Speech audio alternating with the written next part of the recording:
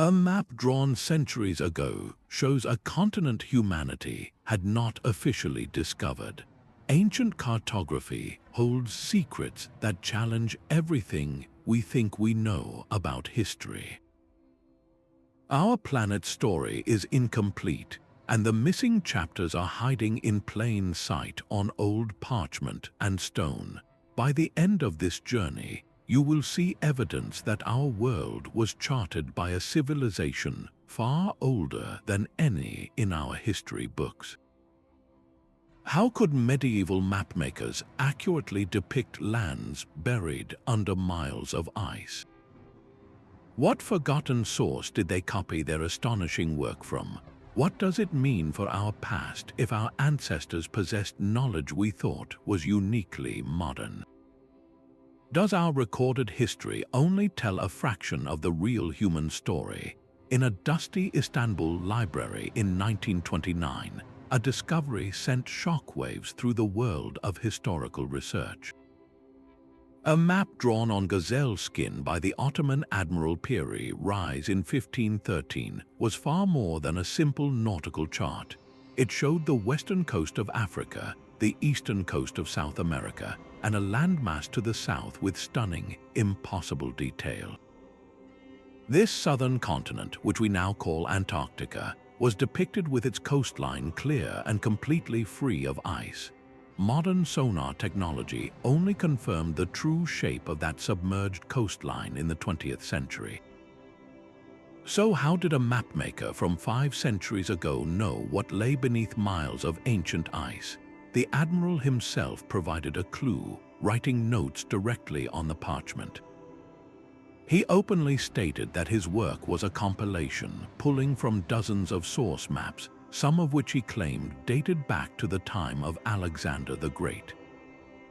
This admission points to a library of ancient knowledge, a collection of charts from civilizations lost to time. Even more baffling are the map's longitudinal and latitudinal lines.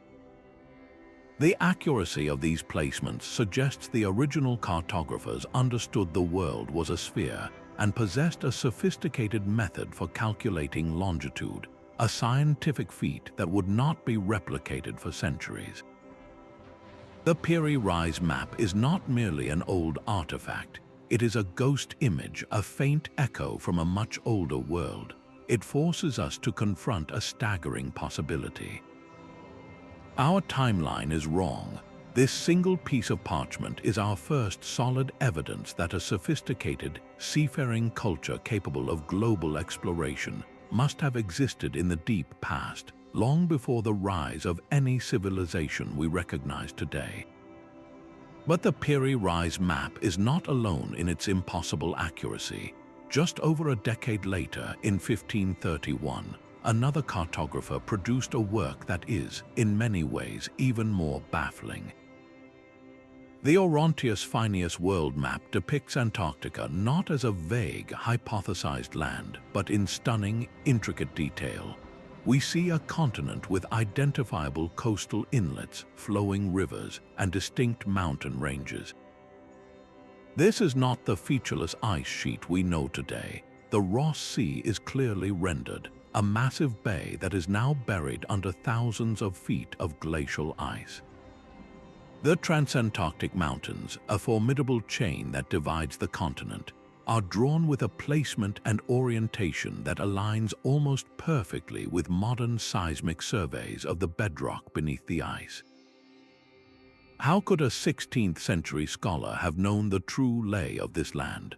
Oronteus Finaeus himself provided the same haunting explanation as Piri Reis. He openly credited his work to ancient source maps, charts that had survived from a far earlier time. This forces a truly staggering conclusion.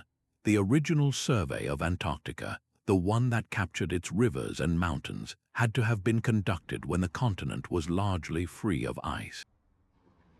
Geological evidence tells us the last time Antarctica was in such a state was millions of years ago, in a warm epoch long before the dawn of recorded humanity. So who were these master navigators who charted a green Antarctica? This map is more than a historical curiosity. It is a fossilized snapshot of a world that should not have been known, captured by a civilization that should not have existed. The implications are earth-shattering.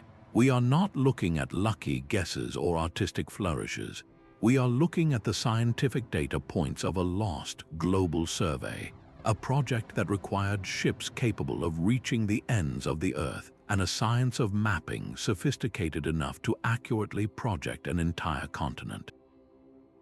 This points to a forgotten chapter in human history, an era of explorers whose names are lost to time, but whose work somehow survived, copied and recopied, until it found its way onto the parchment of medieval mapmakers. The mystery only deepens with the work of Philippe Buache. Published in 1737, his map of the southern world presents a vision of Antarctica that seems to defy all logic. He depicted it not as a single landmass, but as two distinct islands, separated by a wide, navigable sea channel. For centuries, this was dismissed as pure fantasy, the speculative guesswork of an armchair geographer. After all, we know Antarctica as a single, frozen continent buried under a unified ice sheet. But then came modern radar and sonar technology, which allowed us to see the bedrock hidden beneath miles of ice.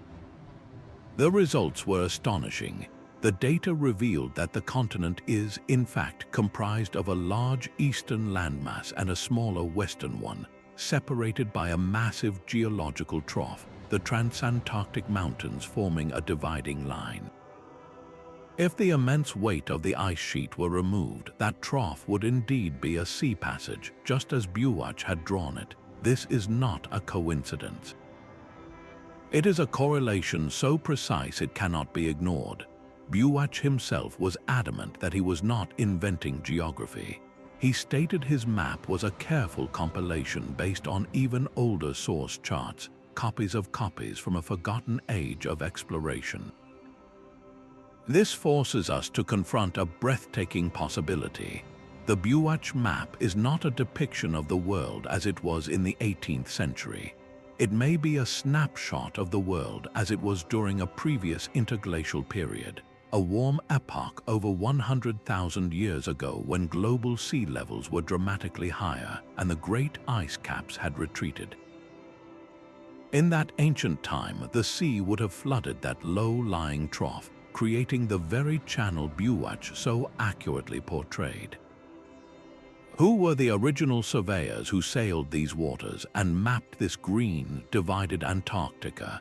Their civilization is entirely absent from our history books, yet their geographical knowledge survived, passed down like a whispered secret through countless generations of copyists, until it reached the desk of a French cartographer.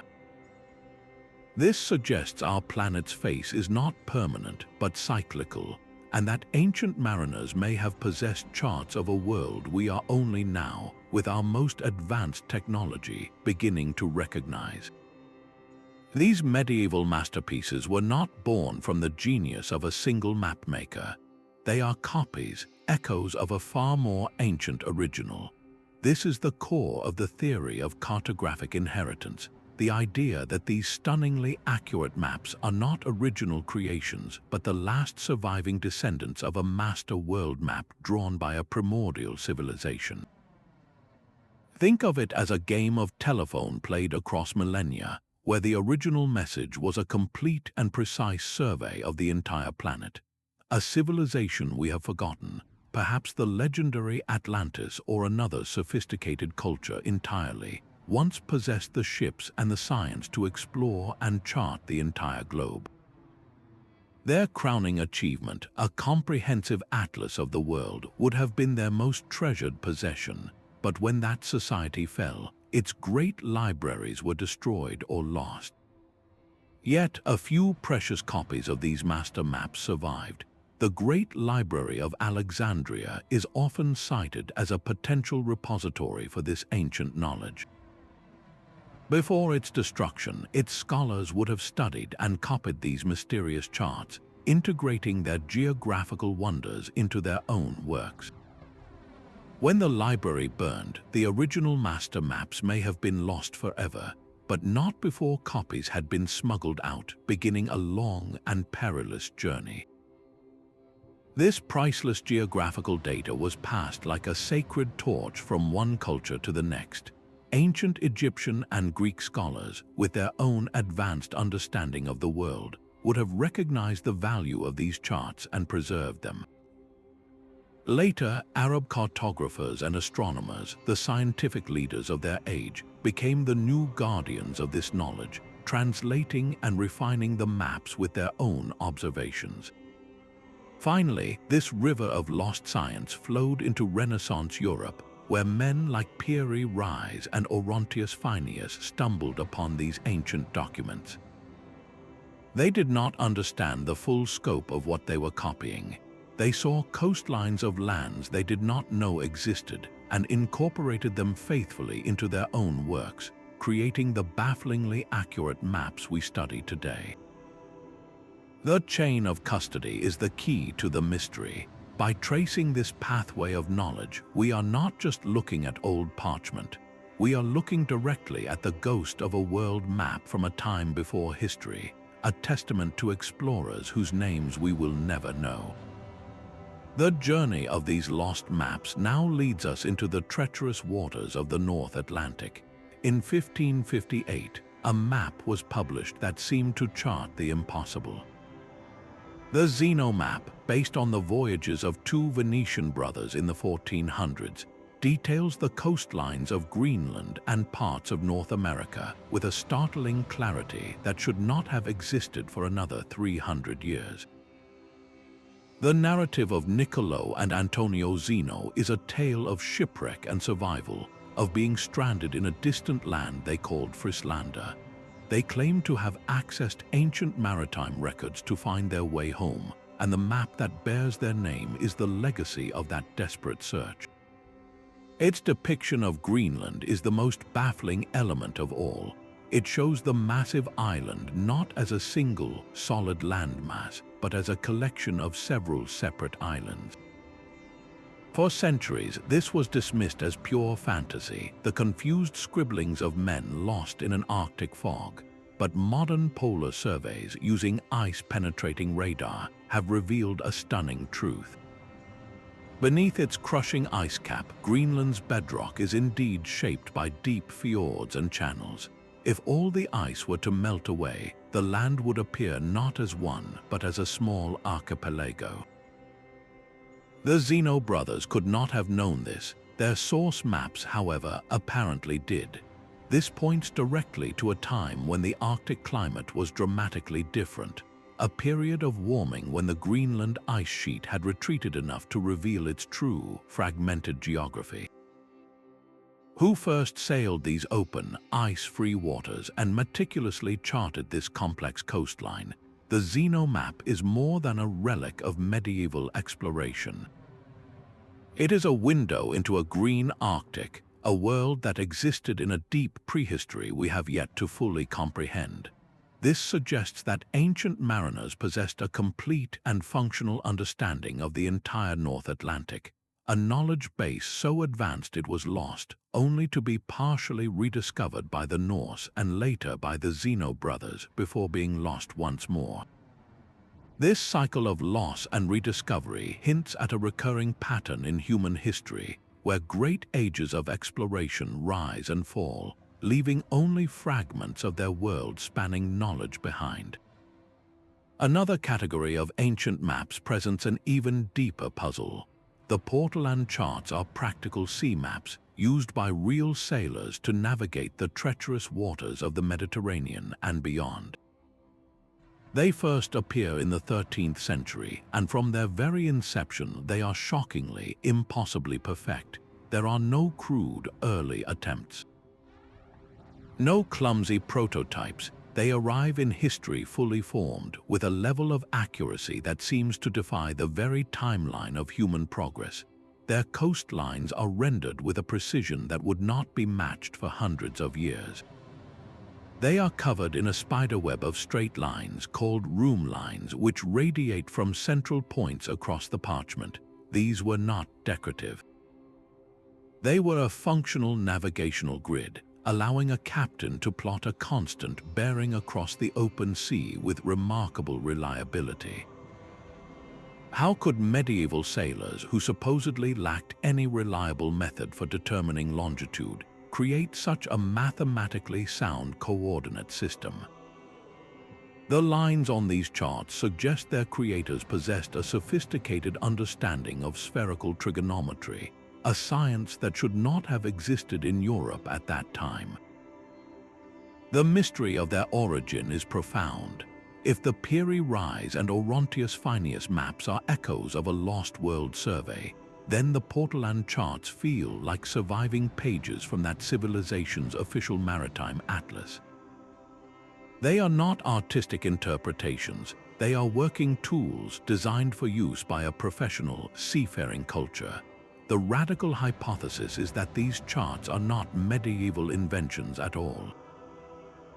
They are copies, perhaps many generations removed, of master maps drafted by an unknown civilization that had truly mastered global navigation. This precursor culture must have possessed a method for calculating longitude far more advanced than anything available until the invention of the marine chronometer in the 18th century. Their existence implies a vast, interconnected trading network that spanned the globe, a network operated by people whose ships and knowledge allowed them to traverse oceans with a confidence we would not see again for centuries. The Portolan charts are not just maps, they are the ghostly blueprints of a lost world system, a system of commerce and exploration that our history books have completely forgotten. Just a few years after the Zeno Map, another Ottoman cartographer produced a work of staggering global vision. The Hadji Ahmed World Map of 1559 is drawn in a beautiful, heart-shaped projection, a complex mathematical feat that portrays the continents as interconnected parts of a single whole. This is not a collection of disparate lands, but a unified planet. The map's most shocking detail is its depiction of the Western Americas. It shows the coastlines of what we now call California and Alaska with a clarity and shape that European maps of the era completely lacked. For Western explorers, this was still a vast and mysterious frontier, yet here it was, rendered with confidence on a map from Istanbul. How did an Ottoman scholar access such precise geographical data about a hemisphere that was officially still being pieced together by rival European powers? The map's geometry offers another profound clue.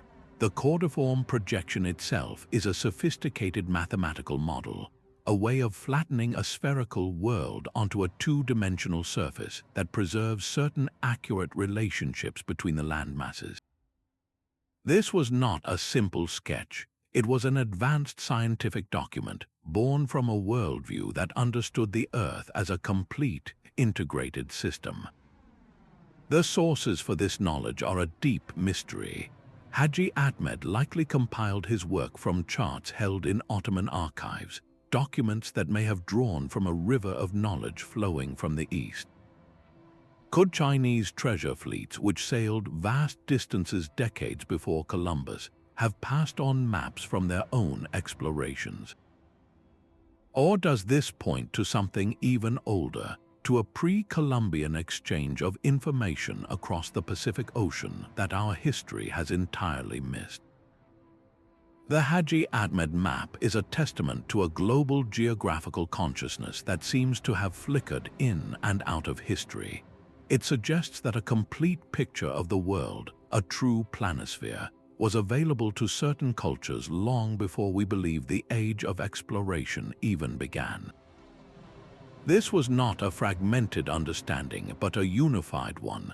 The heart-shaped projection is more than a stylistic choice.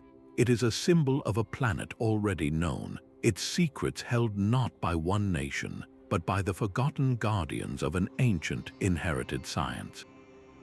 While European cartographers were piecing together their world, a masterpiece was being completed on the other side of the globe. The Kangnido Map, crafted in Korea in 1402, presents a vision of the old world so expansive it feels almost modern. From the Korean Peninsula and Japan across the vastness of Asia and the Middle East, it stretches to depict the entire continent of Africa with a recognizable southern taper. This detail is astonishing for its time, revealing an understanding of African geography that would not become common in Europe for another century. But the map holds its greatest mystery to the Far East, where a vast, unnamed landmass floats in the ocean. Some researchers see in its shape the outlines of the Americas, a continent that would not be officially discovered by Europe for another 90 years. The Kangnido was not an isolated work of genius. It was a syncretic achievement, a fusion of knowledge drawn from Chinese astronomical charts, Islamic geographical texts, and possibly even early European sources carried along the Silk Road. This map is physical proof of a global conversation, a continuous exchange of information across the world's greatest trade routes. It demonstrates that advanced cartography was not a European monopoly, but a shared human endeavor. Different cultures, from the Chinese Admiralty to the Arab scholars of Baghdad, were all custodians of fragments of a greater whole. The Kangnido Map suggests these diverse traditions were not inventing geography from scratch. Instead, they were all interpreting and adding to a foundational body of knowledge, a deep, ancient understanding of the world's shape that had been passed down for centuries. This points to a shared source, a primordial wellspring of global geography from which every great civilization eventually drank. The true significance of the Kangnido is not just what it shows, but what it represents: a collective, worldwide memory of the Earth, a memory that somehow included lands beyond all conventional horizons. But look closer at the edges of these ancient charts, where cartographers drew sea serpents and wrote of lost golden cities. These were not merely flights of fancy. The monsters in the margins and the legends scrawled across unknown territories may be a different kind of map altogether, a symbolic language encoding real events and forgotten geography. Consider the persistent myth of Hyperborea, a perfect, warm land said to exist beyond the north wind. For the ancient Greeks, this was a mythical paradise. But what if this story is a cultural memory of a time when the Arctic climate was mild, when the shores of Greenland or Svalbard were habitable? The legends describe a place of endless sunshine and fertile soil, a description that aligns shockingly well with what we know of the Arctic during previous interglacial periods. Similarly, tales of Lemuria, a vast continent believed to have sunk beneath the Indian Ocean, were long dismissed as pure fantasy.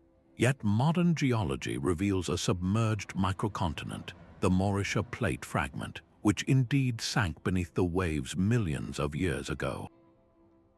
Could the myth be a deeply distorted yet persistent echo of this real event? The most universal story of all is the Great Flood, found in the Epic of Gilgamesh, the Bible, and countless other cultural traditions across the globe. We have treated these as isolated moral fables, but what if they are a collective, traumatized memory of rapid sea level rise at the end of the last ice age? As the massive glaciers melted, ocean levels rose by hundreds of feet, swallowing vast coastal plains that were once home to human settlements. The flooding would have been relentless, inundating the world our deep ancestors knew over generations. The lost city of Atlantis, described by Plato, may not be a single metropolis. It could be a composite memory of many coastal civilizations that were erased by the rising waters, their stories blending into one grand narrative of a sunken empire. When a medieval map shows a dragon coiled around an uncharted island, it might be a warning about treacherous, rocky shores. A description of a city of gold in the interior of a continent could be a coded reference to a prosperous trading center for a rare mineral. These myths are not just stories, they are the oral history of humanity, a history of catastrophic climate change and lost homelands. By learning to read the symbolism on the parchment, we are not just decoding a map. We are deciphering a planet's autobiography, written in the language of myth and memory, telling a story of upheaval and loss that our history books have completely missed. The parchment lines on these ancient maps find their echo not in ink but in stone and ice. To validate their impossible coastlines, we must turn to geology, the true record keeper of our planet. The maps of Piri, Reis, and Oronteus Finaeus depict an Antarctica free of its colossal ice sheet. Geological evidence confirms the last time this was a reality was during the Pliocene epoch, a warm period that ended over 2.5 million years ago. This correlation is both stunning and deeply unsettling. It presents us with a seemingly impossible choice. Either these medieval mapmakers made a series of unimaginably lucky guesses, or their source maps were indeed drawn from a survey conducted in a world that existed millions of years before our recorded history began. The question this forces upon us is the most profound one of all. Could a civilization capable of such a global cartographic feat have existed that long ago? Mainstream science tells us this is impossible, that humanity was in its most primitive stages. Yet, scattered and controversial archaeological discoveries persistently challenge this timeline. In the Mesmaiskaya cave in the Caucasus Mountains, for instance, researchers uncovered artifacts that suggest a human presence far earlier than expected in that region. While not proof of an advanced civilization, such findings highlight how fragile and incomplete our understanding of human antiquity truly is. They represent persistent anomalies that our current models cannot easily explain. When you place the Oronteus Finaeus map next to a modern subglacial topographic survey of Antarctica, the correlation is not vague. The river valleys and mountain ranges align. When you consider that the Buache map accurately shows a sea channel that would only exist in an ice-free, interglacial period, the coincidence becomes statistically improbable. This is the tangible, scientific foundation for the theory of an older planet. The geological record and the cartographic record are telling the same story, a story of a different Earth, one that was mapped by someone. This alignment does not just ask us to reconsider a few old maps. It demands a re-evaluation of the entire human journey, suggesting that the chapters we have written may be mere footnotes in a much, much longer book. This level of cartographic precision demands more than just skilled artists. It requires a technological foundation, a suite of tools and sciences that we do not attribute to any known ancient civilization. To produce the maps of Piri, Reis, or the Portolan charts, someone had to first solve the fundamental problem of longitude. Determining your east-west position on the open ocean is one of the most difficult challenges in navigation. It requires knowing the exact time difference between your location and a fixed point, like your home port. Without an incredibly accurate timekeeping device, a chronometer that can function on a rocking ship, this feat is nearly impossible. Yet the original source maps for these works display a longitudinal accuracy that should not have been possible for thousands of years. This suggests their creators possessed a technology equivalent to the marine chronometer, a device not perfected until the 18th century. How could they have achieved this? The answer may lie not in a single device, but in a lost science of astronomy and mathematics. They must have had a deep understanding of spherical trigonometry to project the curved surface of the Earth onto a flat sheet of parchment without massive distortions. The perfectly straight room lines on the Portolan charts are a testament to this, a functional coordinate system built on advanced math. This implies a society with established schools of astronomy and navigation, where such complex knowledge was systematically taught and applied. We have a tangible, though fragmented, piece of evidence that such technology did exist. The Antikythera mechanism, recovered from an ancient Greek shipwreck, is a corroded bronze clockwork of staggering complexity. For decades, its purpose was a mystery, but modern imaging has revealed it to be an analog computer capable of predicting planetary positions, lunar phases, and even eclipses. This was not a simple calendar. It was a sophisticated mechanical model of the solar system, a device of gears and dials that demonstrates a level of technical prowess the classical world was never supposed to have. The Antikythera mechanism is a ghost, a single surviving whisper of a technology that was likely far more widespread. If the Greeks could build this, what else were they capable of? And if they had this, who did they learn it from? The mechanism itself may be a copy of a much older technology, a relic from the very civilization that first charted the globe. This technological implication is staggering. These maps are not just drawings, they are the output of a system. That system required ships, not simple rafts or coastal barges, but ocean-going vessels with hulls strong enough to withstand transoceanic voyages and sails capable of harnessing the wind for months at a time. It required a global network of survey teams, a coordinated effort to measure and chart entire continents. This was not the work of a few lost fishermen. It was an enterprise, a civilization-scale project. The existence of these maps challenges our most basic assumption about history, the comforting linear narrative that we have progressed steadily from primitive to modern. It suggests instead that technology can be lost, that dark ages can descend, and that entire chapters of human achievement can be erased almost completely, leaving behind only the most durable echoes in stone and most hauntingly on parchment. The most tantalizing explanation for these maps is a single, forgotten source civilization. Plato's story of Atlantis, a powerful island nation beyond the Pillars of Hercules that sank beneath the waves in a single day and night, has captivated humanity for millennia. We have treated it as a philosophical allegory, but what if it is a distorted historical memory? The description of Atlantis as a seafaring empire with a vast network of canals and a capital city of concentric rings points to a sophisticated maritime culture. Its sudden destruction aligns perfectly with the kind of catastrophic event that ends ages, whether a massive volcanic eruption, a tsunami, or rapid sea level rise. This would not be a story invented from nothing, but a legend built upon the ruins of a real civilization that was lost to a global cataclysm. Atlantis is not the only candidate.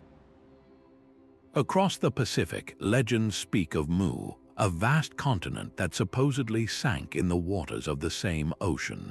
While the concept of a sunken Pacific continent is geologically unsupported, the myth could easily be a cultural echo of a lost coastal culture, a people whose island homes were submerged at the end of the last ice age.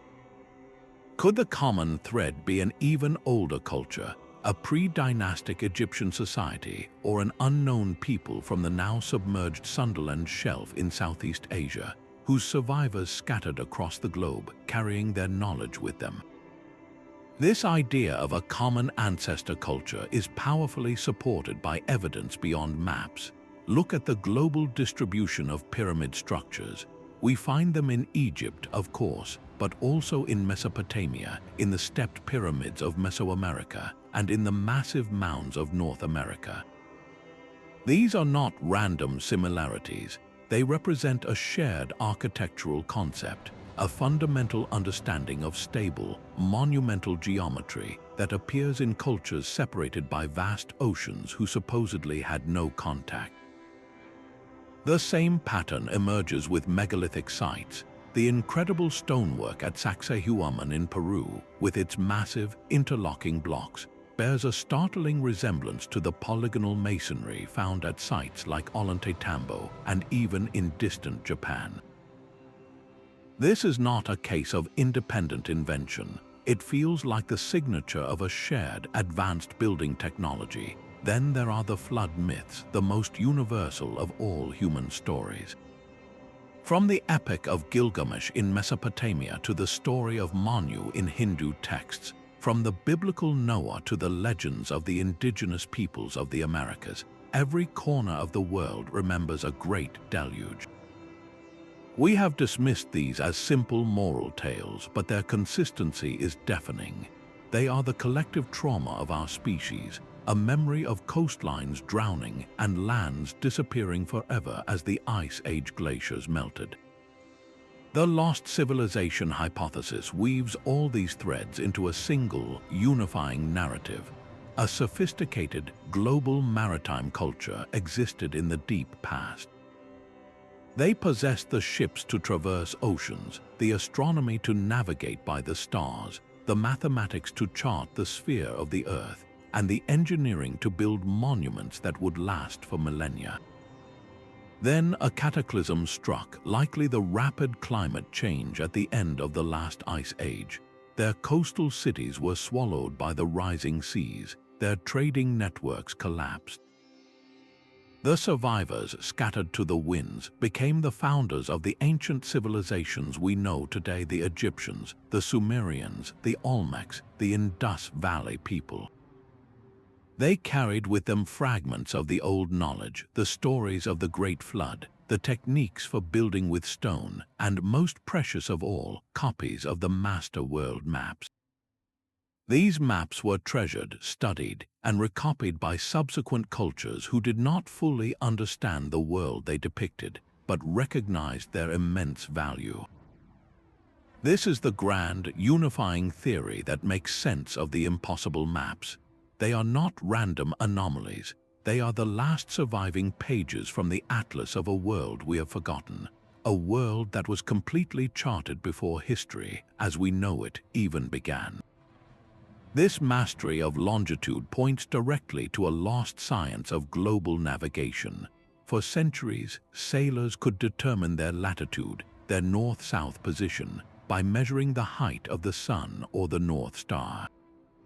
That was the easy part, but knowing how far east or west you had traveled was the single greatest technical problem of the age of sail. Without a fixed reference point, a ship could be hundreds of miles off course, leading to disaster. The core of the problem is time. To calculate longitude, you must know the precise time difference between your current location and a fixed starting point, your prime meridian. Every 4 minutes of time difference translates to 1 degree of longitude. If your clock is off by just a few minutes, your calculated position will be wrong by dozens of miles. This is why the marine chronometer, a clock that could keep perfect time on a rocking, humid, salt-sprayed ship, was considered the holy grail of navigation, a prize not claimed until the 18th century. So how do we explain the Piri Reis map of 1513? Its longitudinal placements for the coast of South America are remarkably accurate. It achieves this by using the meridian that runs through Alexandria, Egypt, as its 0 point, its prime meridian. This is not a random choice. Alexandria, with its legendary Great Library, was the scientific capital of the ancient world. The use of this specific meridian strongly suggests the original source maps were part of a standardized global system, a coordinated scientific project that used Alexandria as its central reference. This was not a local chart for Mediterranean traders. This was a piece of a world map, a fragment of a planisphere created by a culture that had already solved the longitude problem. They possessed a method, now lost to us, for keeping perfect time across vast oceanic distances. Perhaps they used portable, precision-crafted mechanisms like the Antikythera device, or maybe they relied on an advanced astronomical science, tracking the motions of the moon against the stars in a way we have since forgotten. The implication is staggering. Longitude was not an 18th century breakthrough, but a rediscovery. The presence of this knowledge on ancient parchment is a ghost in the machine of history, a silent testament to a global coordinate system that once existed, a system that mapped the entire Earth with a precision that would not be seen again for thousands of years. The Egyptians themselves may have left us a physical clue, locked away for millennia within their royal mummies. Modern chemical analysis has detected traces of both nicotine and cocaine in the hair, skin, and bones of several Egyptian mummies, including the famed pharaoh Ramesses II. These are plants that are native solely to the Americas. They should not exist in ancient Egypt. For decades, this discovery was dismissed as a contamination error or an academic hoax, but repeated testing has confirmed the results. The presence of these substances points to one inescapable conclusion. There was a trade route, a maritime exchange that connected the Nile Valley to the distant world of the Andes and the Amazon, thousands of years before any known transatlantic voyage. This was not a one-time accident. It implies a sustained, though perhaps indirect, network of exchange. Who were the ship's captains that sailed this forgotten ocean road? The Egyptians themselves were capable mariners, sending massive expeditions down the Red Sea to the fabled land of Punt, a journey that required open water navigation. But could their ships, depicted on temple walls, have withstood the punishing waves of the Atlantic? Their vessel design, relying on rope to bind hull planks together, seems ill-suited for such a voyage. This forces us to look elsewhere, to another, perhaps even older, seafaring culture that acted as the middleman in this global trade. The Minoans of Crete, with their vast, ocean-going fleet that dominated the Mediterranean centuries before the Greeks, are a prime candidate. Their palaces show evidence of trade with every corner of the ancient world. Were their voyages even more far-reaching than we suspect?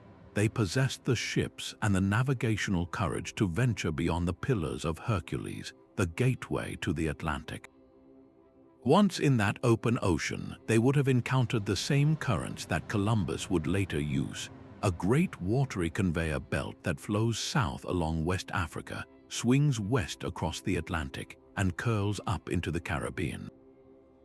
A ship caught in this current would be carried directly to the Americas. The return journey would have been more difficult, but not impossible, utilizing the northern Atlantic currents that sweep back towards Europe. This was not a matter of random drift. It was a repeatable maritime highway, a path that could be learned and mastered by any culture with the knowledge to read the stars and the patience to understand the language of the sea. These ancient mariners did not have our modern instruments, but they had a profound intimacy with the heavens. They navigated by the stars, watching the constellations wheel overhead, using them as a fixed celestial compass. They read the ocean itself, observing the flight patterns of birds, the types of floating seaweed, and the color and temperature of the water to gauge their position. They were not just sailors, they were oceanographers and astronomers, their very survival dependent on this deep, accumulated wisdom passed down through generations. The global knowledge embedded in the Piri, Reis, and Oronteus Finaeus maps is not a mystery if we accept that the world's oceans were a bustling crossroads in deep antiquity. These intrepid explorers, whether Minoan, Egyptian, or from a culture whose name is lost to history, were the original cartographers. They were the ones who first charted the coastlines, who first mapped the rivers, and who first returned home with stories and sketches of lands beyond the horizon. Their maps, their priceless geographical data, became the foundation for all future cartography. They were the source. The medieval maps we find so baffling are not the originals, but the faded, cherished copies of the logs and charts kept by these greatest of ancient mariners, a legacy in parchment of a world already known. The coastlines on our modern maps feel permanent, but the Earth has a different memory. Its shores have advanced and retreated countless times, a slow dance dictated by the climate. Ancient maps that show unfamiliar landmasses or strange connections between continents may not be wrong. They could be capturing our planet in a different pose, from an era when the global thermostat was set to a completely different temperature. To understand these charts, we must read them not just as geography, but as paleoclimatology. When ice ages locked up vast quantities of water in colossal glaciers, global sea levels plummeted, sometimes by over 400 feet. This exposed vast stretches of continental shelf that are now submerged. The most famous of these lost worlds is Doggerland, a sprawling, fertile plain that once connected Great Britain to mainland Europe. For thousands of years, it was home to Mesolithic hunters, a vibrant ecosystem now lying at the bottom of the North Sea. A map showing Britain as a peninsula of Europe would have been perfectly accurate for that time.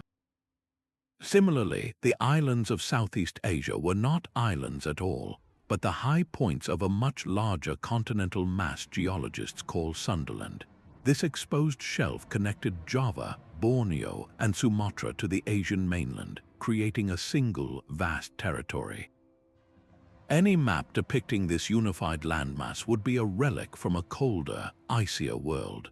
The most dramatic and unsettling shift may be recorded in the abrupt ending of an entire climatic epoch. Around 12,800 years ago, the Earth was steadily warming, emerging from the last ice age. Then, in a geological instant, everything reversed. Temperatures plummeted violently, ushering in a final, bitter cold snap known as the Younger Dryas. This was not a gradual cooling. Evidence suggests it happened within a decade, a catastrophic change that would have been witnessed and endured by a single human generation. What could cause such a rapid freeze? One leading theory points to a cosmic impact, a comet or asteroid fragment exploding in the atmosphere above North America. The resulting firestorms and the injection of dust into the upper atmosphere would have blotted out the sun for years, collapsing global climate systems. The ice sheets which had been retreating surged forward once more, but the climatic whiplash did not end there. After more than 1,000 years of cold, the Younger Dryas period terminated with equally stunning speed. Temperatures rocketed upward, rising by as much as 10 degrees Celsius in some regions in just a single decade. This rapid warming caused the remaining ice sheets to melt at an unimaginable pace, unleashing colossal floods that raised sea levels dramatically. Imagine being part of a coastal culture watching the ocean, your source of life and sustenance, slowly and inexorably devour your homeland over the course of your lifetime. Your villages, your sacred sites, your entire world would vanish beneath the waves. This is not a hypothetical scenario. It is what happened all across the globe. The maps that show strange coastlines and sunken land bridges are not cartographic errors. They are potential snapshots of the world before this great drowning, preserved memories of a landscape that was erased by climate chaos. They hint at the existence of coastal civilizations that thrived on those now submerged plains, cultures whose entire existence was washed away in the great meltwater pulses at the end of the Ice Age. Their stories were lost, but perhaps their charts, copied and handed down for millennia, managed to survive. The greatest library the world has ever known was more than a building. It was the collective brain of the ancient world, a repository for all known science, history, and geography. Within its scroll-filled halls, the works of countless civilizations were gathered, translated, and studied. Among these treasures were the geographical masterpieces that would later haunt medieval cartographers. The library was the central hub in the chain of custody for this lost knowledge, the last place where the original master world maps were likely studied as a complete set before they were scattered to the winds. Its destruction was not merely the burning of a building. It was a cerebral catastrophe, a lobotomy on human memory. The accounts of scholars who worked there give us a glimpse of what was possible. Eratosthenes, the chief librarian, not only knew the Earth was a sphere, he calculated its circumference with an error margin of less than 2%. He did this using simple geometry, measuring the angles of shadows in two different cities. If one man could achieve such a feat with sticks and shadows, what other staggering truths about our planet were contained in the millions of scrolls he had access to? The library would have held the logs of Phoenician circumnavigations of Africa, the star charts of Babylonian astronomers, and the coastal surveys of Minoan traders. It might have contained the original maps from that lost seafaring culture, the ones showing a green Antarctica and an ice-free Arctic. These were not myths to the librarians of Alexandria. They were data points, part of a unified and comprehensive understanding of the world. When the library burned in a series of tragic fires over centuries, it was this global encyclopedia that was consumed. The geographical knowledge of entire ages, the work of untold generations of explorers, turned to ash. The maps that survived did so only because they were copies. A single scroll, smuggled out by a fleeing scholar, might have contained the coastline of a continent no one in the new Dark Age could even name. That single copy would then be copied again and again, each time losing context but preserving the shape of a land that should not have been known. The Piri, Reis, and Oronteus Finaeus maps are not the originals. They are the orphaned children of that great library, the last surviving whispers of a global conversation that was silenced by fire. They are the scattered pages of a book we can no longer read, hinting at a science so advanced it's lost set human understanding back for 1,000 years. The scale of these lost voyages becomes tangible when we look east to the shipyards of 15th century China. While Europe was still tentatively exploring its own coastline, the Ming dynasty was launching the largest wooden ships the world would ever see. Under the command of the Muslim eunuch Admiral Zheng He, colossal treasure fleets comprising hundreds of vessels and tens of thousands of men sailed into the unknown. These were not mere trading missions, they were floating cities of diplomacy and exploration, their stated goal to project Chinese power and gather knowledge from every corner of the earth. Historical records confirm they reached the coast of East Africa, but tantalizing clues suggest their journeys may have been far more extensive. A map surfaced in 2001, known as the 1418 map, claimed to be a copy of a chart from Admiral Zheng He's own fleet. Its depiction of the world is breathtaking. It clearly shows the continents of North and South America, the outline of Australia, and even the coast of Antarctica, all rendered with a detail that should have been impossible decades before Columbus. The map remains fiercely debated, with many scholars labeling it a modern forgery, yet its very existence points to a profound and unsettling question. What if the Chinese did indeed possess a complete world map long before the Europeans? Their technological capability was certainly equal to the task. The treasure ships, or Buache, were engineering marvels. They were over 400 feet long, with multiple decks, watertight compartments, and 9 masts, dwarfing the tiny vessels Columbus would later sail. They carried advanced magnetic compasses and detailed star charts for celestial navigation across open ocean. A fleet of this size and sophistication did not simply sail in circles. It had the range and supplies to go anywhere on the planet. If even a single squadron from Zheng He's armada broke away and rode the Pacific currents eastward, they could have easily made landfall on the American west coast. They would have mapped the continents, recorded the geography, and returned home with charts that depicted a spherical world in its entirety. This knowledge, if it existed, would have been the most prized state secret of the Ming dynasty. And then it vanished, a new emperor seeking to isolate China and consolidate power, ordered the great treasure fleets dismantled and their logs, charts, and records systematically burned. This was an act of historical erasure on a staggering scale. An entire era of global exploration was deliberately deleted from the official record, perhaps because its expansive world-view threatened a regime turning inward. But could every single copy of those world maps have been destroyed?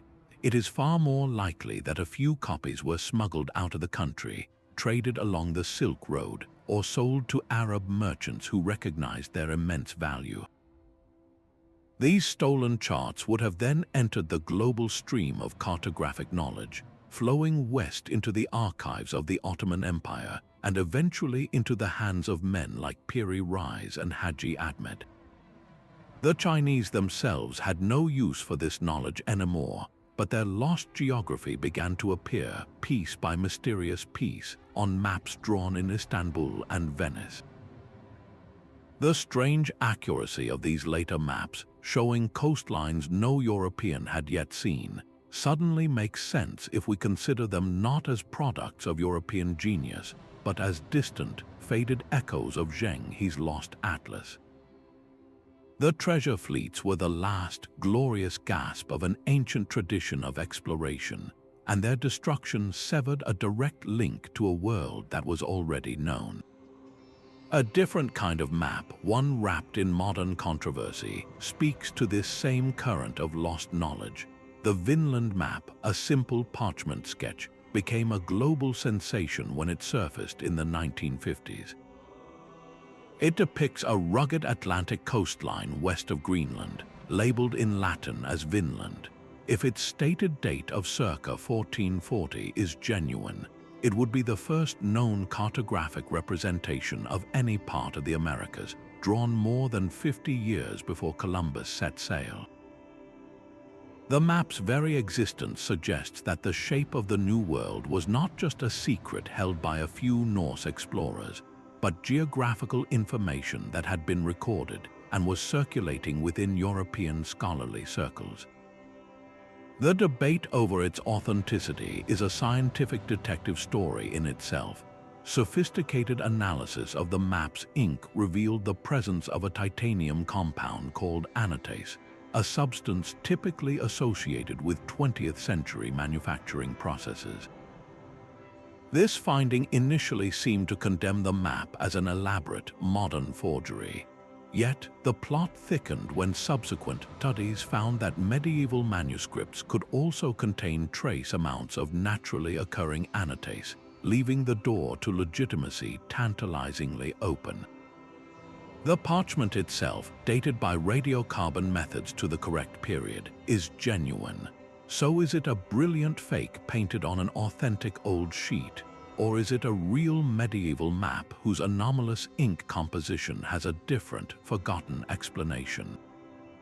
This scientific stalemate forces us to look beyond the parchment to the historical context. The Norse sagas, the epic written accounts of Viking exploration, describe in vivid detail the voyages of Leif Erikson around the year 1000. They tell of his discovery of a wooded coast he named Vinland, the land of wine, for its wild grapes. These are not vague myths, but specific narratives of establishing settlements, encountering indigenous peoples they called Skraelings, and eventually abandoning their foothold in the new land. The Viking settlement at Elant's Orks Meadows in Newfoundland, discovered in the 1960s, provides the physical, archaeological proof that these sagas were based on real events. The Norse did reach North America. The question the Vinland map poses is not whether they went, but what they knew, and more importantly, who else knew it. Did a single, crudely drawn copy of a Norse sketch of the North American coastline find its way into a monastic library, where a scholarly cartographer incorporated it into a larger worldview? Whether the Vinland map is ultimately proven to be a genuine 15th century document or a masterful hoax, its power lies in the discussion it ignites. It embodies the persistent idea that the Atlantic was not an impenetrable barrier, but a highway occasionally traveled, with knowledge of the lands on the other side filtering into the old world's collective geographical consciousness, only to be forgotten, dismissed, or waiting to be rediscovered. The lines on a map may chart more than just the land beneath our feet. They could be tracing the very stars above. A growing body of research suggests that the master cartographers of the deep past were not only surveying the Earth, they were mapping the heavens, encoding celestial information into their terrestrial charts. This was not mere decoration. It was a sophisticated science, a way of locking a specific moment in time into the parchment itself. The most famous terrestrial example of this is the Giza Plateau. The three Great Pyramids are not just placed randomly. They are a near-perfect mirror on the ground of the three stars that form the belt of the constellation Orion, as it would have appeared in the night sky over 11,000 years ago. This is not a coincidence. It is a deliberate, monumental act of cartography, fusing Earth and sky into a single, timeless record. If the builders of Giza could achieve this with stone, could the creators of the ancient source maps have done the same with ink and parchment? Could the precise placement of continents on a map like the Piri Reis correspond to the arrangement of constellations from a specific epoch? This theory proposes that these maps contain a celestial key. By analyzing the spatial relationships between key points on the map, such as the tip of South America, the bulge of Africa, and the outline of Antarctica, and comparing them to star patterns, we might be able to triangulate a date. The stars are not fixed in the sky forever. They slowly drift over millennia due to the wobble in the Earth's rotation, a phenomenon known as precession. This means the night sky of 10,000 years ago was noticeably different from the one we see today. If the continental shapes on an ancient map align perfectly with a specific star chart from a remote period, it would date the original survey to that time. It would mean the cartographer was working from a vantage point not just in space, but in time, capturing a celestial snapshot that has long since faded. This transforms the map from a simple navigational tool into a time capsule. The lines we see are not just guides across the ocean. They are a bridge across the ages, pointing to a moment when the heavens were in a different alignment and a forgotten civilization looked up, charted the stars, and then deliberately drew their reflection on the world below. Long before ink met parchment, the world was charted in the human mind.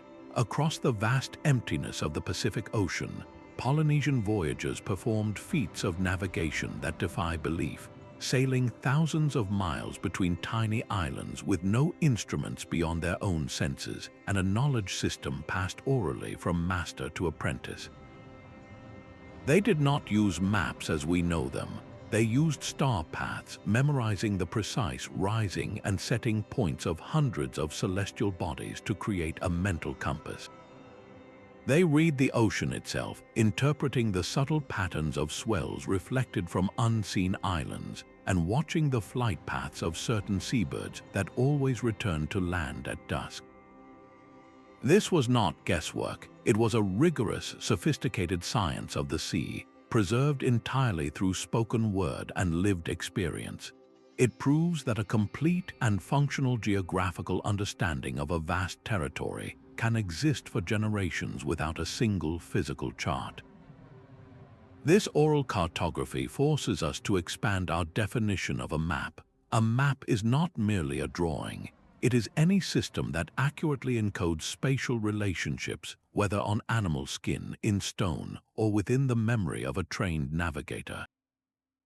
The epic poems and creation myths of ancient cultures may be the verbal precursors to the bafflingly accurate maps we find on parchment. The Greek epic, the Odyssey, is not just a thrilling adventure story. It is a sequential journey with specific sailing directions, landmarks, and descriptions of coastal features.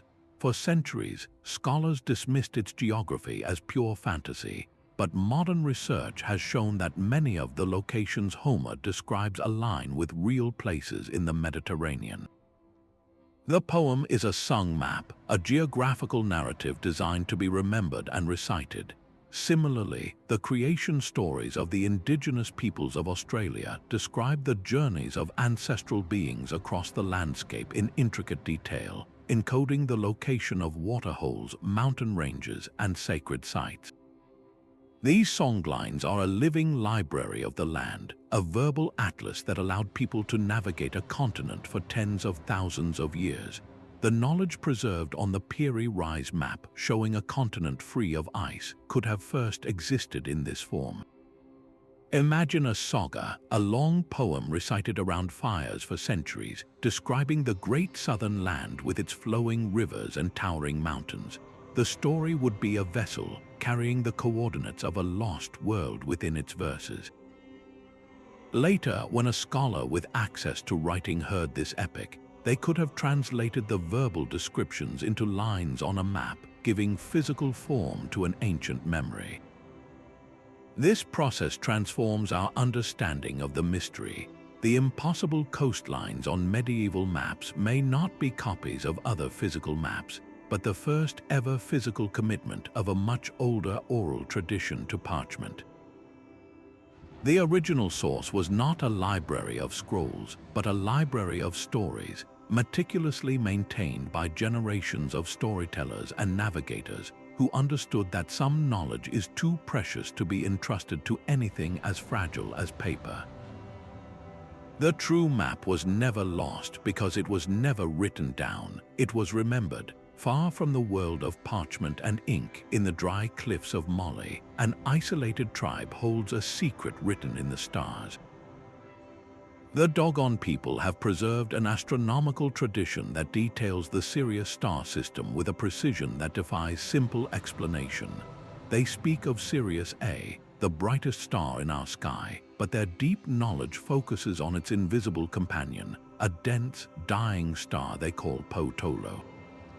They describe it as incredibly small and heavy, made of a metal heavier than iron, and say it orbits Sirius in an elliptical path every 50 years.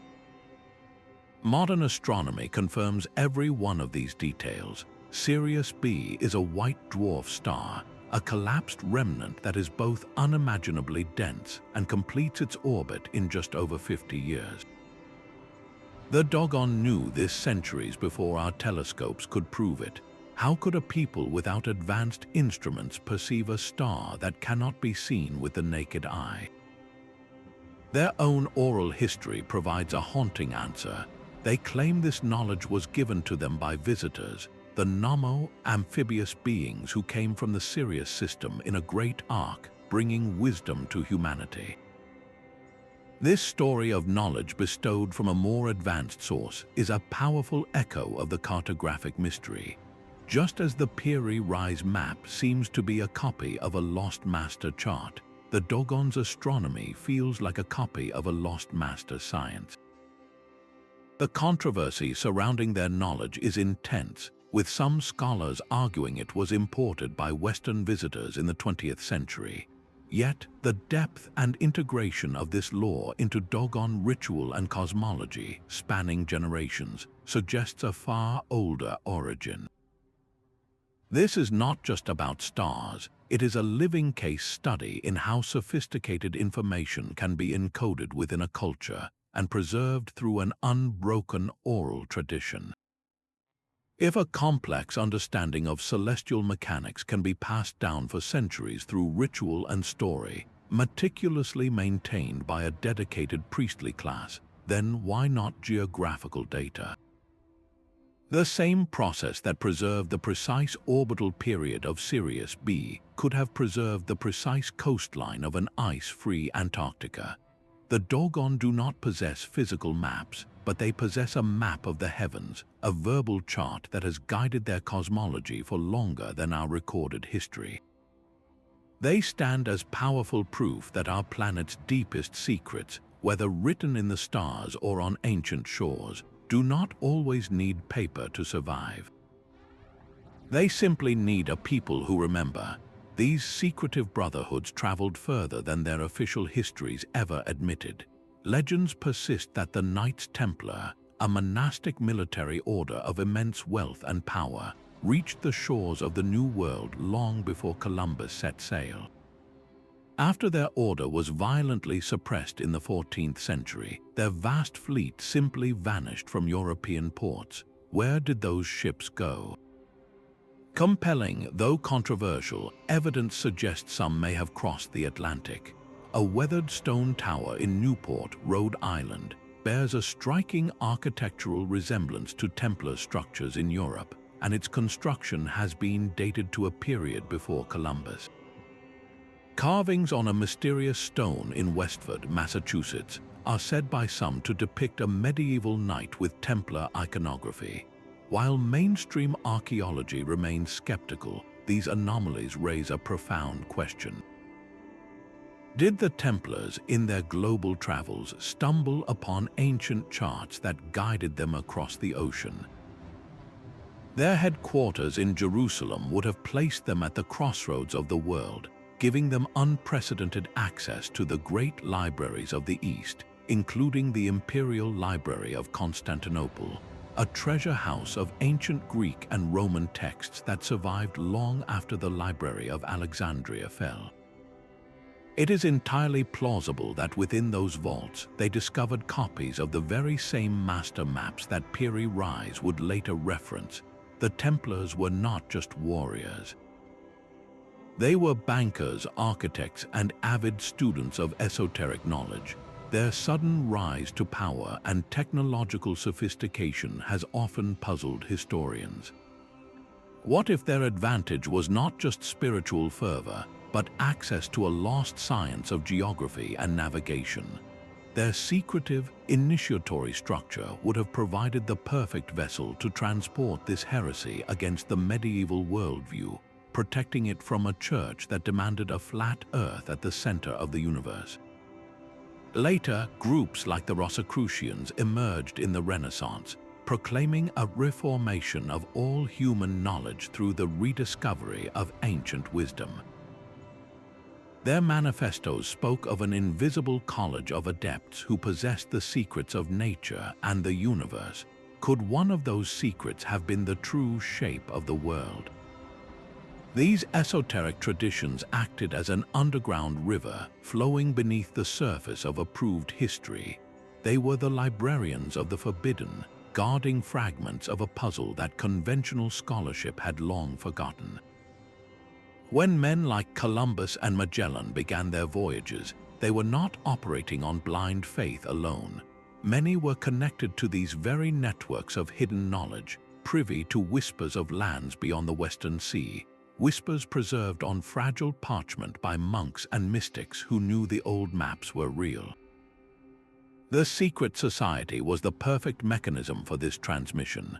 An unbroken chain of initiates sworn to secrecy could pass a single, precious map down through dozens of generations, from the fall of Rome to the dawn of the Renaissance, keeping the flame of a lost world alive in the dark. The maps we have been exploring do more than just redraw our coastlines. They challenge our most fundamental belief about history itself, the idea that time is a straight line leading from primitive to modern. Ancient philosophies from around the world held a very different view, one of time as a vast turning wheel. The Hindu sages spoke of the Maha Yuga, a great cycle of 4 ages that repeats over and over. They described a golden age, the Satya Yuga, when humanity lived in harmony with cosmic law, possessing profound wisdom and spiritual power. This was followed by ages of gradual decline, where knowledge was lost and virtue faded, until a great reset brought the cycle back to its beginning. On the other side of the world, the Maya calculated time with the long count calendar, a system that measured epochs so immense they dwarfed individual human lives. Their cycles ended in periods of transformation and renewal. This was not a linear march of progress, but a cosmic rhythm of birth, maturity, death, and rebirth for entire worlds. What if the impossible accuracy of the Piri, Reis, and Oronteus Finaeus maps is not just evidence of a single lost civilization, but a relic from one of these previous cycles? The master cartographers who first surveyed a green Antarctica may not have been our ancestors in the way we think. They could have been the inhabitants of a prior human epoch, a golden age that flourished and then collapsed in a cataclysm, leaving behind only the most durable fragments of its knowledge. Their advanced science of global navigation and spherical trigonometry was not something we invented and then lost in a dark age. It was something we inherited, a legacy from a previous turn of the Great Wheel. In this light, the maps are not anomalies. They are perfectly logical. They are the scattered pages of a planetary archive, showing the Earth as it was configured during a different age in the cosmic cycle. The rising sea levels that submerged Doggerland and Sunderland were not a one-time event. They are a recurring feature of the cycle, the great dissolution that comes at the end of an age. The global flood myths are not just a shared memory of the last melt. They are the eternal story of the reset, told and retold by cultures who understood that this has all happened before. This philosophical framework transforms the mystery. We are not looking for a missing chapter in our history book. We are looking for an entire different volume. The planet is not just physically older than our records suggest. It is a stage that has hosted multiple advanced civilizations, each rising to a peak of knowledge, each creating a complete map of their world, and each eventually falling, their achievements ground to dust by the turning of the Great Year.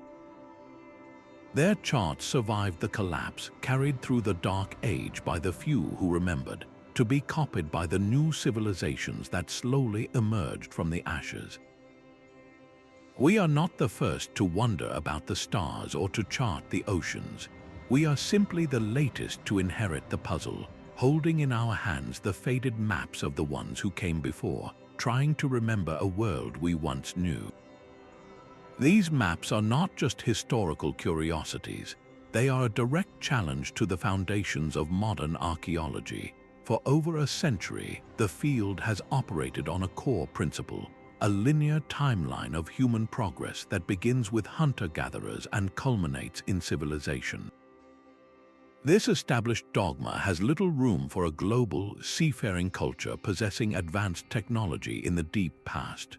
When an artifact is discovered that does not fit this timeline, it is often labeled an anomaly, an outlier, or worse, dismissed entirely. The story of Göbekli Tepe in Turkey is a perfect example. This massive complex of carved stone pillars arranged in circles was buried deliberately around 12,000 years ago. That is 6,000 years older than Stonehenge. The sheer scale of the engineering, the sophistication of the animal carvings, and the clear evidence of organized labor required to build it shatter the conventional narrative of simple, nomadic hunter-gatherers. According to our textbooks, such a project should have been impossible at that time, yet there it stands. The precise cartography of the Piri, Reis, and Oronteus Finaeus maps gives us a new lens through which to view Göbekli Tepe. It is no longer a bizarre, isolated mystery. It becomes a potential data point, a piece of physical evidence that correlates with the cartographic evidence.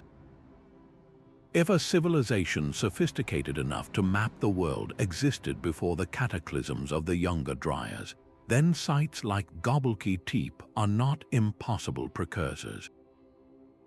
They could be the surviving monumental architecture of that world, built by the very culture that created the original source maps. This is not about replacing one dogma with another. It is about allowing for a paradigm shift, a fundamental change in perspective that accepts the possibility of a pre-Younger Dryas civilization. What would such a shift unlock? It could finally provide a coherent context for the world's most baffling megalithic structures. How were the blocks at Baalbek in Lebanon, some weighing over 1,000 tons, quarried and moved into place with such precision? Why do we find nearly identical polygonal masonry, where massive, irregular stones are fitted together without mortar, at sites as distant as Peru, Egypt, and Japan? The mainstream explanation of independent invention begins to strain under the weight of these global similarities. If we accept the possibility of a shared, older source of knowledge, these architectural echoes suddenly make sense. They are not coincidences, they are the legacy of a common teacher, a foundational civilization whose building techniques and astronomical alignments were adopted and adapted by the cultures that came after its collapse. This new paradigm could even solve the mystery of the Neolithic Revolution, the seemingly sudden transition from hunting and gathering to agriculture and urbanism.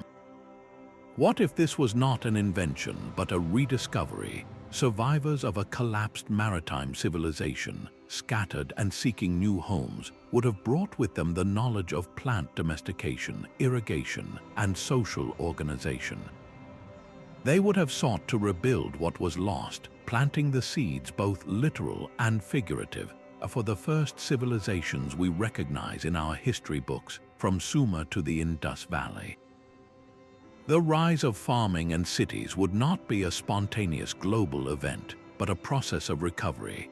The maps are the key that opens this door. They provide the theoretical justification for looking deeper, for digging in older geological layers, and for reinterpreting the silent stones left behind by our ancestors.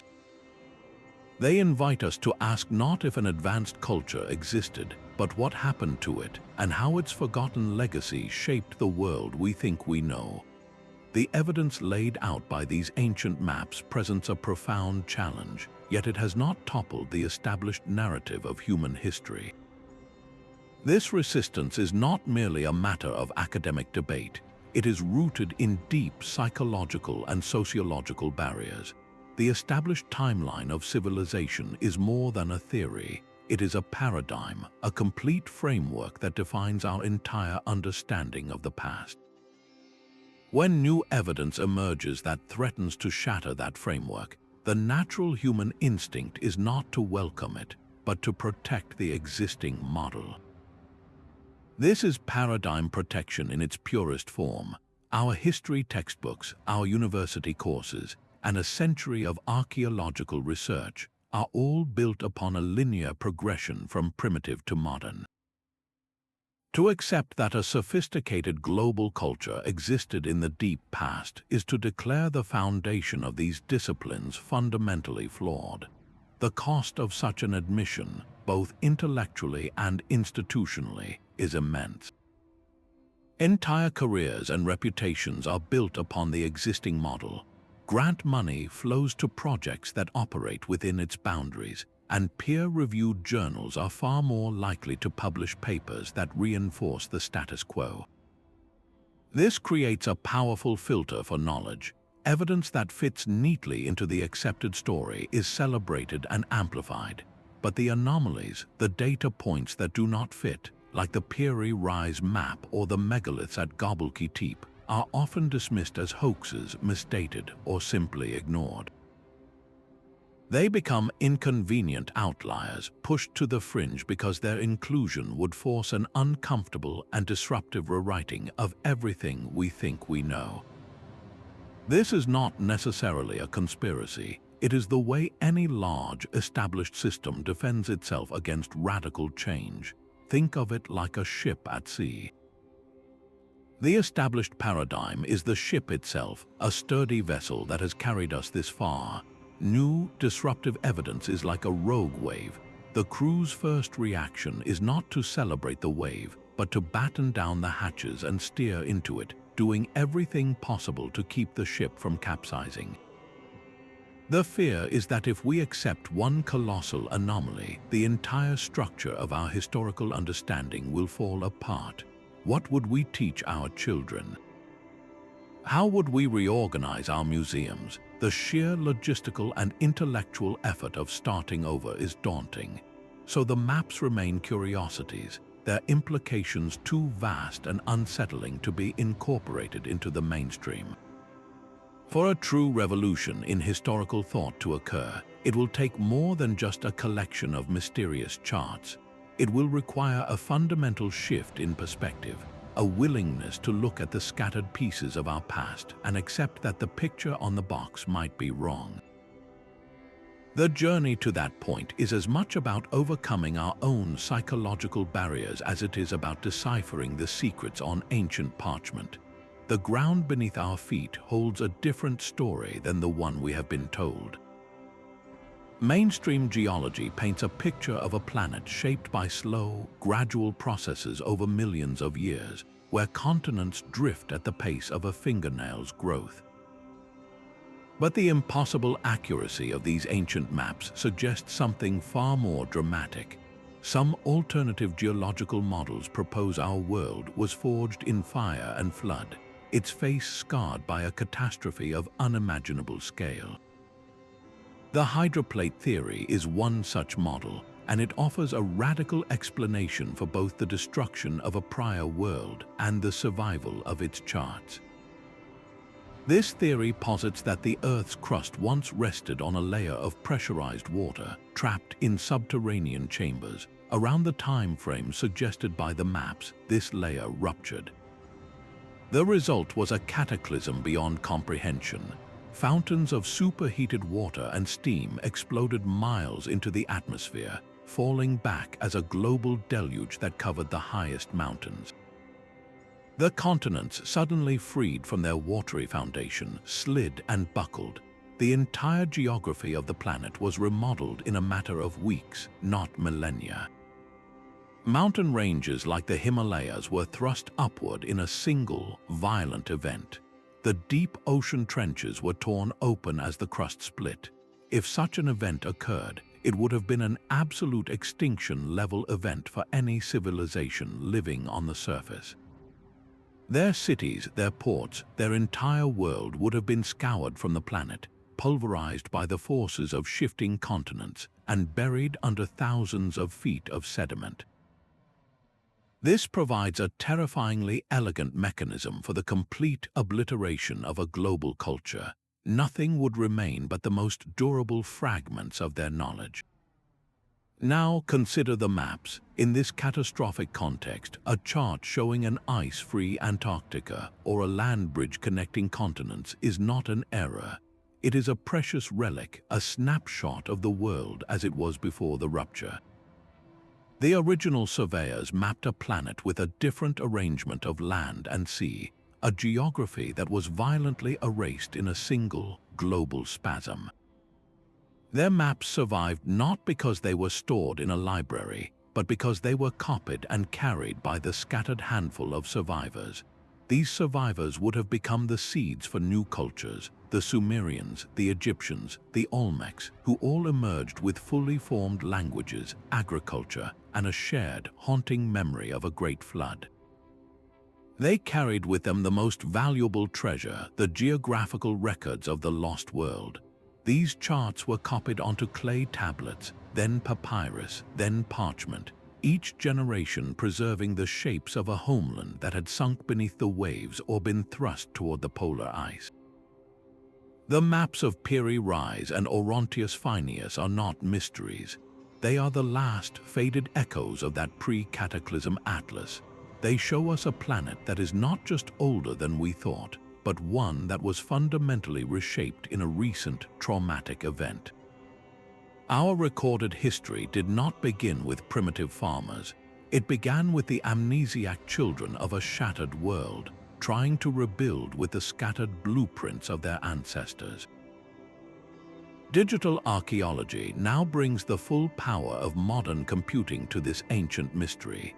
Using geographic information system software, researchers can perform a kind of cartographic time travel. They take high-resolution scans of these fragile parchments and overlay them directly onto our precise digital models of the Earth. The software then quantifies the accuracy, measuring deviations down to the smallest detail. This is not about a casual visual comparison.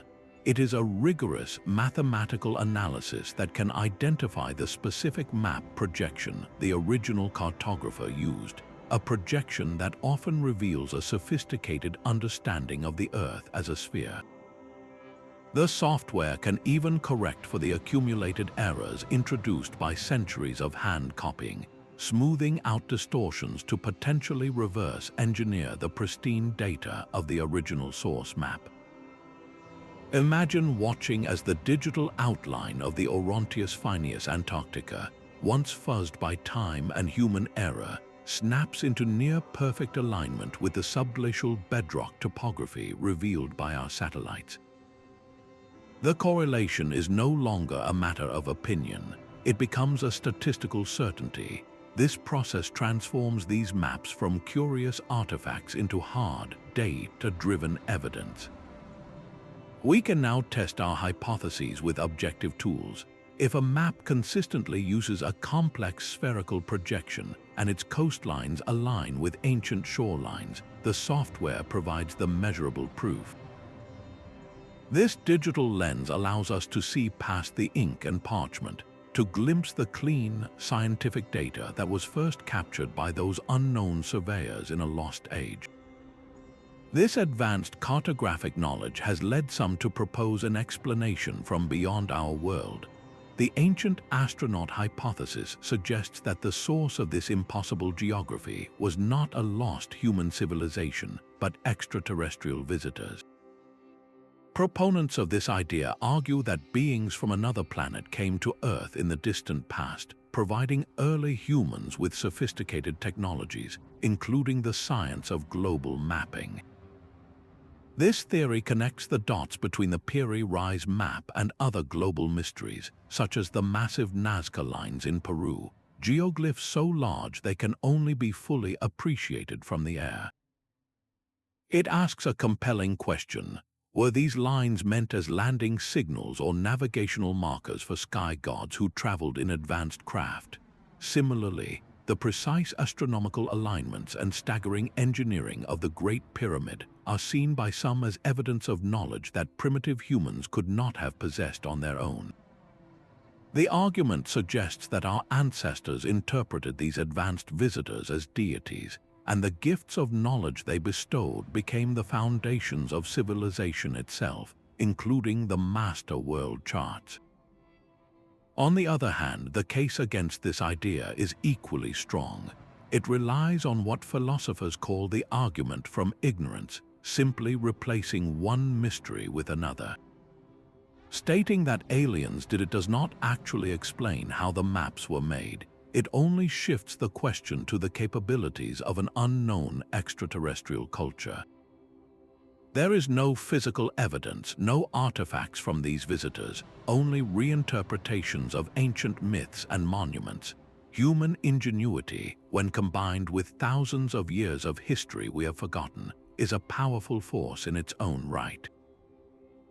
The maps could very well be the legacy of that forgotten human epoch, a testament to our own species' capacity for discovery and its tragic vulnerability to cataclysm. Whether the original cartographers were star travelers, the citizens of a golden age, or both, the source of the knowledge remains the ultimate enigma. The lines on the parchment continue to point somewhere, but their true origin is a destination we have not yet reached. A global map is more than a navigational tool. It is the ultimate symbol of a unified world. The existence of such precise charts in deep antiquity implies a civilization that was not just advanced but globally integrated. Think of the economic engine required to support such an endeavor. We are not talking about a few villages trading with their neighbors. This would have been a planet-spanning system of commerce, with fleets of ships moving rare minerals, crafted goods, and agricultural products across vast oceans. Such a network cannot function without a standardized system of weights, measures, and most importantly, a universal concept of value.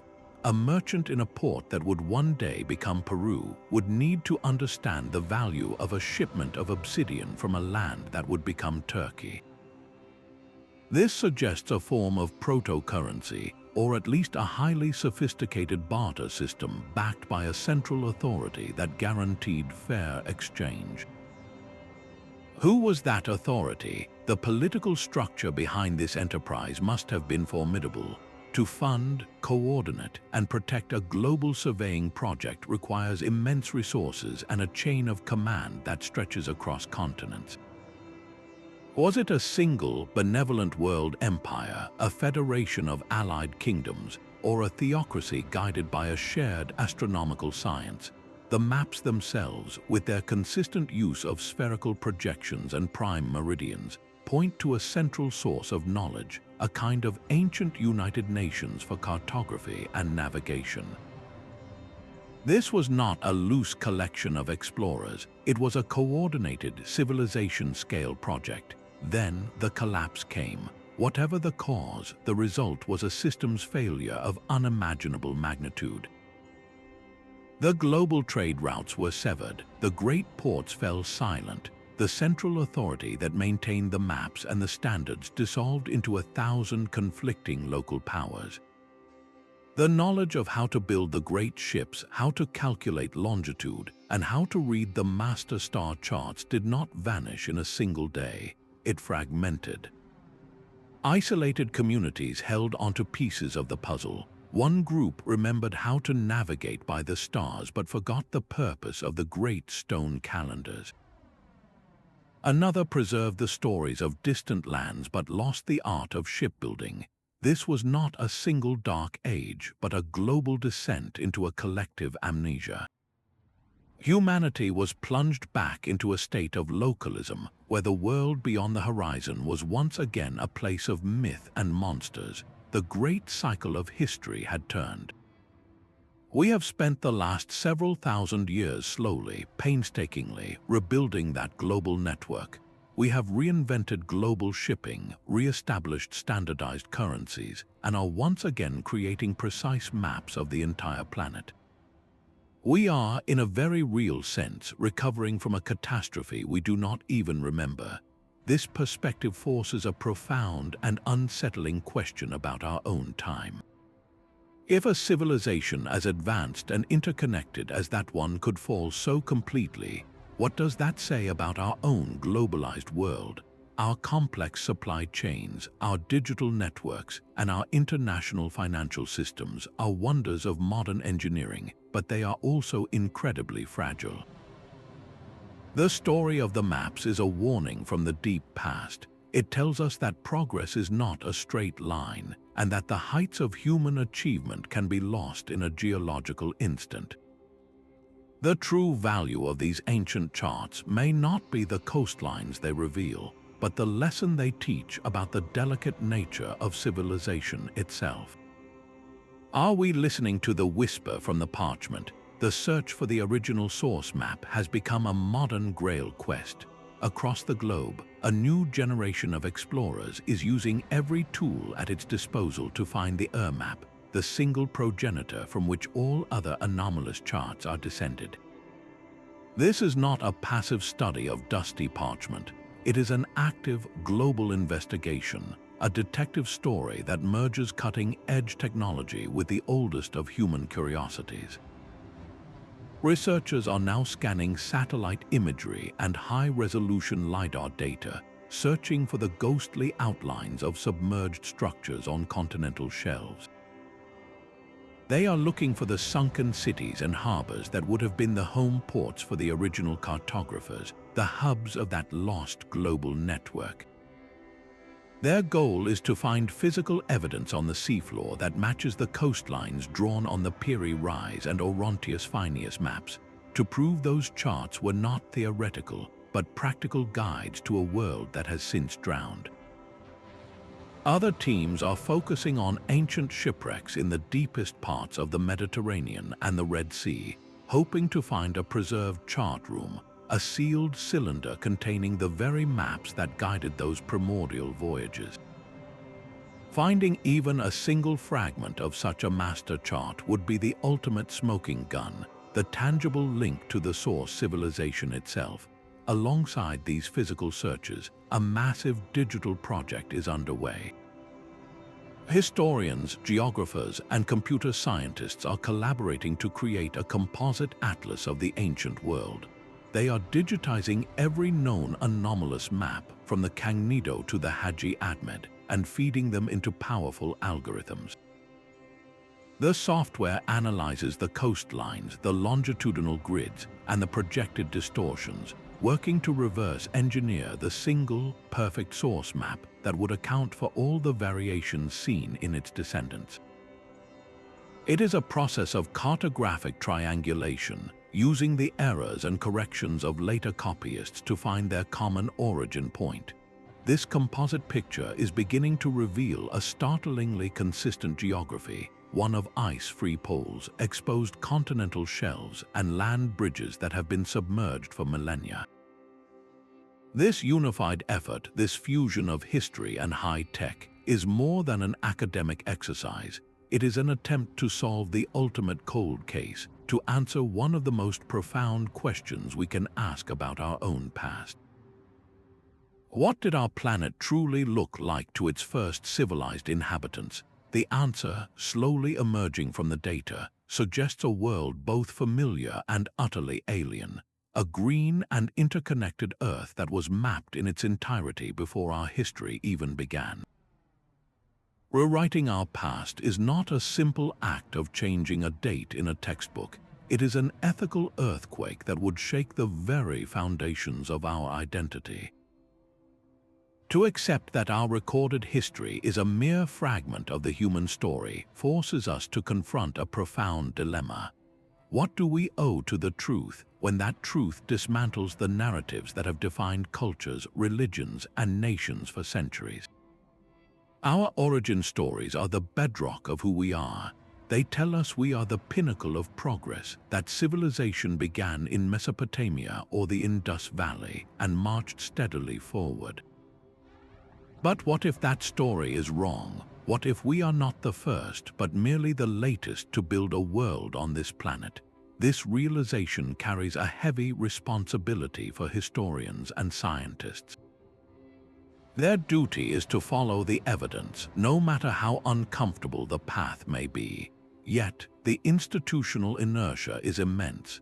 To admit that a sophisticated global culture predates all known civilizations is to invalidate over a century of academic work, to question the legacy of revered scholars, and to dismantle entire university departments built upon the old timeline. The cost of truth is the humility to admit we were mistaken. Imagine the impact on cultural heritage. The pyramids of Egypt, long held as the ultimate symbol of ancient human genius, might suddenly be seen not as a beginning but as an echo. The proud lineages of kings and pharaohs would become recent chapters in a much longer saga. For religious traditions whose timelines are intertwined with historical events, a radical extension of human history could create a crisis of faith, demanding a reinterpretation of sacred texts that were never meant to be geological records. This is not about disproving belief, but about expanding context, about understanding that our spiritual journey may be far older and more complex than we ever imagined. Yet within this upheaval lies a tremendous opportunity for unity. If our current civilizations are all the children of a single, forgotten ancestor culture, then our deep roots are shared. The artificial divisions of nation and ethnicity begin to blur when we see ourselves as part of a single, ancient human family that has weathered cataclysms and forgotten golden ages. This new story would instill a profound sense of humility. We are not the masters of the earth, but its temporary custodians. The evidence of the maps suggests that a civilization as advanced, or perhaps more advanced than our own, once rose and fell, its achievements erased by planetary forces beyond its control. This is a sobering lesson in the fragility of our own complex world. Our technology and global networks, for all their power, may be just as vulnerable. This perspective could be the catalyst for a more wisdom-oriented approach to our future. Instead of seeing endless growth and consumption as the goal, we might prioritize resilience, sustainability, and the preservation of knowledge. We would understand that our time here is brief in the grand cycle of the ages, and our legacy should be one that helps the next turn of the wheel begin from a higher point, not a pile of ashes.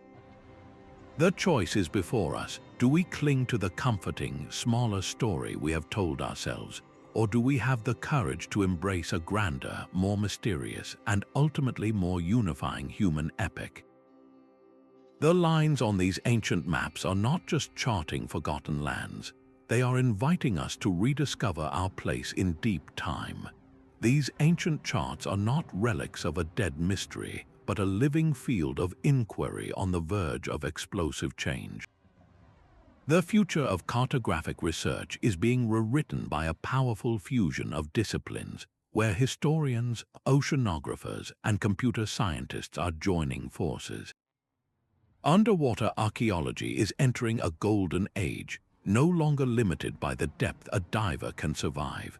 Autonomous submersibles equipped with high-resolution sonar are now mapping the submerged continental shelves, the very landscapes that were dry land during the last ice age. They are systematically scanning the seafloor, searching for the drowned cities and harbor works that the ancient maps imply must exist.